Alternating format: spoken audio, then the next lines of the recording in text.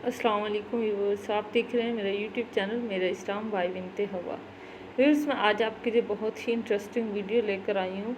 ये वीडियो शुरू करने से पहले आपसे रिक्वेस्ट है कि अगर आप हमारे चैनल पर न्यू हैं तो हमारे चैनल को सब्सक्राइब कर लें, हमारी वीडियो को लाइक करें और शेयर करें।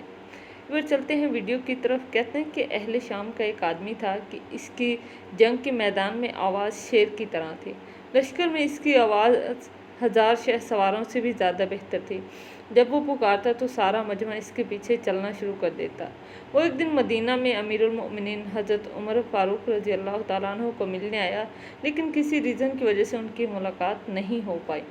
हज़रत उमर रज़ी अल्लाह तआला अन्हु ने पूछा कि फ़लाँ बिन फ़लाँ ने क्या किया, तो लोगों ने बताया कि वो तो शराब पीता है। हज़रत उमर ने अपने कातिब यानी जो उनके सेक्रेटरी थे उसको बुलाया और फरमाया कि फ़लाँ बिन फ़लाँ के नाम उमर बिन ख़त्ताब रज़ी अल्लाह तआला अन्हु की तरफ से ख़त लिखो और लिखो कि मैं तुम्हारे साथ अल्लाह ताला की नेमत पर उसकी तारीफ़ करता हूँ जिसके सिवा कोई माबूद नहीं, जो गुनाहों को बख्शने वाला, तौबा कबूल करने वाला और सख्त सज़ा देने वाला है और कुदरत वाला है।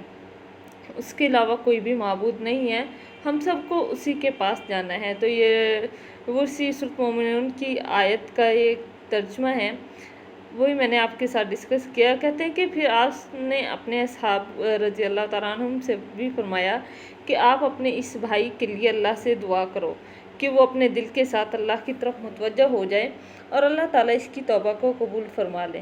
कहते कि जब वो ख़त उस आदमी को पहुंचा तो उसने बार बार पढ़ा और ये अल्फाज बार बार वो दोहराने लगा कि वो गुनाहों को बख्शने वाला और तौबा कबूल करने वाला और सख्त सज़ा देने वाला है। फिर वो कहता है काफ़ी देर तक वो आदमी रोता रहा, हत्ता कि आंसुओं से उसकी दाढ़ी भीग गई। इसके बाद हज़रत उमर रज़ी अल्लाह तआला अन्हु की दुआ की बरकत से उसने शराब नोशी वगैरह को देखा तक नहीं है।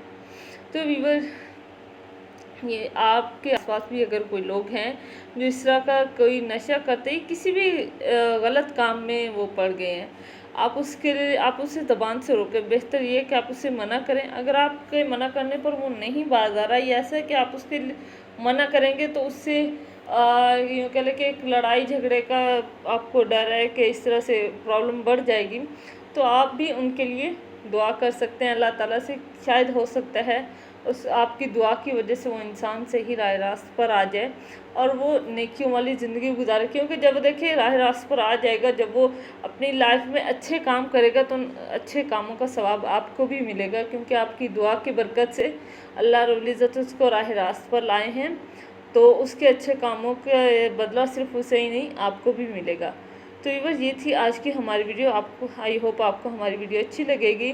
तो दोबारा रिक्वेस्ट आपसे कि आप हमारे चैनल पर न्यू हैं तो हमारे चैनल को भी लाजमी सब्सक्राइब करें, हमारी वीडियो को लाइक और शेयर करें। मिलते हैं एक नई वीडियो के साथ, तब तक के लिए अल्लाह हाफिज़।